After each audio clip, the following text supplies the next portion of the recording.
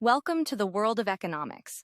In this video, we will be exploring the fascinating topic of inflation. So, what exactly is inflation? Simply put, inflation is the sustained increase in the general price level of goods and services in an economy over a period of time. There are several factors that can cause inflation. One of the main causes is demand-pull inflation, which occurs when there is an increase in demand for goods and services that exceeds the supply. This leads to an increase in prices as businesses try to meet the rising demand. Another cause of inflation is cost-push inflation. This happens when businesses face higher production costs, such as increased wages or higher raw material prices. To compensate for these costs, businesses raise their prices, leading to inflation. Inflation can have several effects on the economy. One major effect is the decrease in purchasing power. As prices rise, the value of money decreases, which means that individuals can buy fewer goods and services with the same amount of money. Inflation also has an impact on interest rates. As prices rise, lenders demand higher interest rates to compensate for the erosion of the value of money over time. This makes borrowing more expensive, which can slow down economic growth. Furthermore, inflation affects wages and salaries. When prices rise, workers may demand higher wages to maintain their standard of living.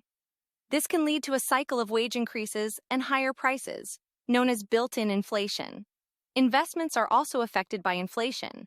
When prices are rising, the real value of returns from investments decreases. This can discourage individuals and businesses from investing, which can have a negative impact on economic growth. In order to measure inflation, economists use various indexes. The Consumer Price Index, or CPI, tracks changes in prices of a basket of goods and services that an average household consumes.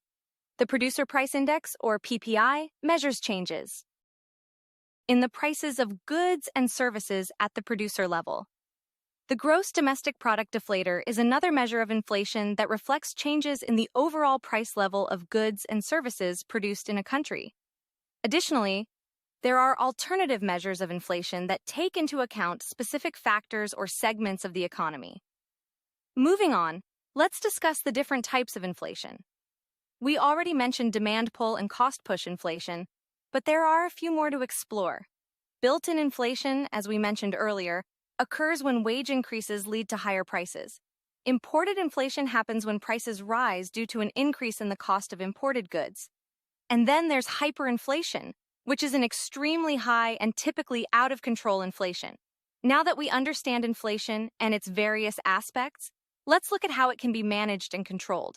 Monetary policy is one approach, in which central banks regulate the money supply and interest rates to keep inflation in check. Fiscal policy, on the other hand, involves government spending and taxation to manage inflation.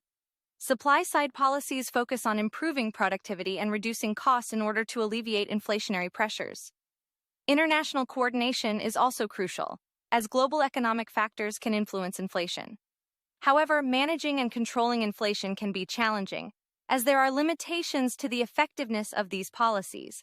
In conclusion, inflation is a complex and important topic in economics.